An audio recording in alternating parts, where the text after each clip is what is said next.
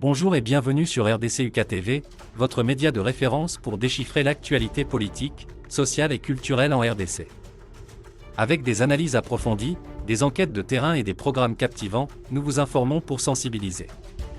Rejoignez notre communauté, aimez, commentez, partagez et surtout, abonnez-vous pour rester informé des réalités qui façonnent notre pays. Affaire dialogue en Afrique du Sud, l'opposant Martin Fayulu déplore le « flou » entretenu par la Fondation Thabo Mbeki autour d'une conférence sur la crise en RDC et décline l'invitation, document. Adoption de la charte de l'USN, les membres du Présidium réitèrent loyauté et confiance à la haute autorité. Le président de la République Félix-Antoine Tshisekedi, en sa qualité de haute autorité politique de l'Union sacrée pour la nation, USN, a présidé ce 30 août 2025 à Kinshasa le deuxième congrès extraordinaire de cette plateforme politique. À l'issue de ce deuxième congrès extraordinaire, les 40 membres du Présidium de l'USN ont adopté à l'unanimité la charte et le règlement intérieur de cette plateforme politique. Il n'y a pas eu d'abstention au Présidium, il n'y a pas eu de voix contre au Présidium. Ce texte, comme vous venez de le constater, a été adopté. Parmi les éléments nouveaux dans ce texte, il y a les engagements auxquels tous les membres du Présidium ont souscrit. Et parmi ces engagements, il y a le devoir de loyauté à la haute autorité. Nous, membres du Présidium, avons accepté de nous soumettre à un régime disciplinaire, a mis en avant le secrétaire permanent de cette plateforme, André Mbata. Et de poursuivre avec la lecture de la résolution qui stipule. Le deuxième congrès extraordinaire de l'Union sacrée pour la nation, réuni à Kinshasa au Centre culturel et artistique de l'Afrique centrale, le 30 août 2025, vu les dispositions de la charte de l'Union sacrée pour la nation, considérant la victoire écrasante de l'Union sacrée pour la nation aux élections présidentielles, législatives, provinciales et communales de décembre 2023, tenons compte du rôle catalyseur que l'Union sacrée est appelée à jouer en tant que lieu de rassemblement des Congolais acquis au changement. Signataires de cette charte, les membres du Présidium de l'USN ont levé la motion de loyauté ainsi que de renouvellement de confiance à l'endroit de la haute autorité politique de la plateforme. Prenant la parole pour clore ses assises, le chef de l'État Félix Tshisekedi a réaffirmé sa volonté de faire de cette plateforme une véritable force politique de la majorité du peuple. Signalons que le thème choisi pour ce deuxième congrès extraordinaire est « Tous unis, écrivons l'histoire glorieuse de notre pays avec le président Félix-Antoine Tshisekedi Tshilombo et l'Union sacrée de la nation ». Le président de la République Félix-Antoine Tshisekedi, en sa qualité de haute autorité politique de l'Union sacrée pour la nation, USN, a présidé ce 30 août 2025 à Kinshasa le deuxième congrès extraordinaire de cette plateforme politique. À l'issue de ce deuxième congrès extraordinaire, les 40 membres du Présidium de l'USN ont adopté à l'unanimité la charte et le règlement intérieur de cette plateforme politique. Il n'y a pas eu d'abstention au Présidium, il n'y a pas eu de voix contre au Présidium. Ce texte, comme vous venez de le constater, a été adopté. Parmi les éléments nouveaux dans ce texte, il y a les engagements auxquels tous les membres du Présidium ont souscrit.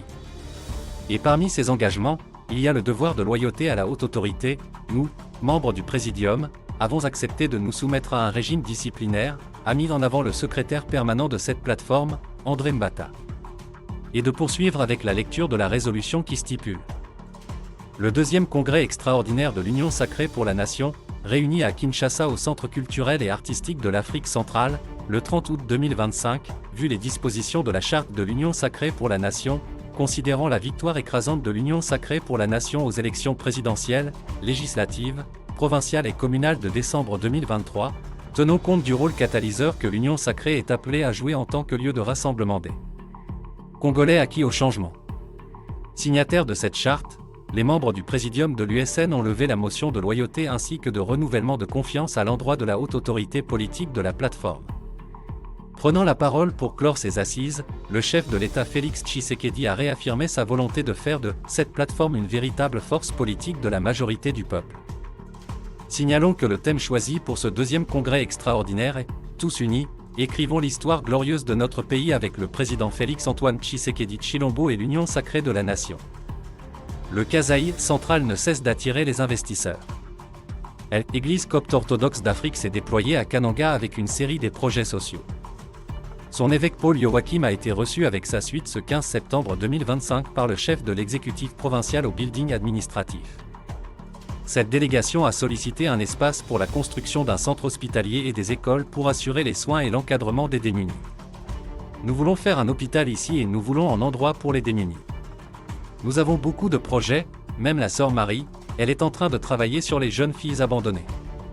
On a discuté avec son Excellence pour avoir une grande parcelle où nous allons commencer à implanter tous nos projets ici. Et nous voulons un endroit d'apprentissage qui va occuper tout espace Kasaï, a laissé entendre le Bishop Paul. Très réceptif, le gouverneur Kambulu a accédé à la demande de ses hôtes. Un terrain spacieux sera vite trouvé pour permettre à l'Église copte orthodoxe d'implémenter ses différents projets d'intérêt communautaire. Lodja, l'UNILO célèbre ses 400 diplômés à l'université de Lodja, UNILO, a procédé ce samedi 13 septembre 2025 à une double cérémonie, marquant la collation des grades académiques et la clôture officielle de l'année académique 2024 à 2025. Plus de 400 lauréats ont été honorés à cette occasion, en présence de leurs familles, des autorités locales et de plusieurs partenaires éducatifs. Présidée par le professeur Oscar Vudu, recteur de l'UNILO, la cérémonie a été l'occasion pour cet alma mater de mettre en lumière ses avancées sur les plans académiques et infrastructurels. L'université de Lodja s'est transformée en un vaste chantier. Nous avons investi dans la qualité de l'enseignement, le développement des infrastructures et le renforcement du corps professoral pour offrir une formation adaptée aux défis actuels du monde professionnel, a-t-il souligné. Dans une ambiance festive et solennelle, les lauréats vêtus de leur toge ont reçu leur diplôme, symbole d'aboutissement d'un parcours exigeant. L'événement a aussi servi de cadre pour motiver les étudiants encore en formation à poursuivre l'excellence. Kananga, John Kabeya salue l'avancement des travaux de l'aérogare. Le député national John Kabeya Chikayi a exprimé ce 11 septembre 2025 sa satisfaction quant à l'évolution des travaux de construction de l'aérogare de Kananga. Ce projet, il l'a initié avec le soutien du gouvernement central quand il occupait la fonction de gouverneur de la même province. Accompagné de l'ingénieur-chef de chantier, le député a suivi de près les explications fournies sur ce projet ambitieux, lancé en juillet 2023. John Kabeya a salué les avancées significatives réalisées jusqu'à présent par l'entreprise Modern Construct, chargée de l'exécution des travaux. Lors de sa visite, il a également eu l'occasion d'échanger avec les ouvriers recrutés, mettant en lumière leur rôle essentiel en tant que membres de la communauté dans le succès de cette initiative. La modernisation de l'aéroport de Kananga ne se limite pas seulement à la construction de l'aérogare. En effet, le projet prévoit une seconde phase qui comprendra plusieurs améliorations majeures, l'élargissement du tarmac, la construction d'un parking moderne et l'édification d'une nouvelle tour de contrôle. Un des objectifs à long terme est également l'élargissement de la piste afin de permettre l'internationalisation de l'aéroport, un atout considérable pour le développement économique de la région. John Kabeya Chikayi a également promis qu'il allait rencontrer les bailleurs de fonds du projet pour obtenir des garanties concernant la continuité des prochaines phases de modernisation. L'aérogare devrait être remise aux bénéficiaires au début de l'année 2026, sauf changement de calendrier.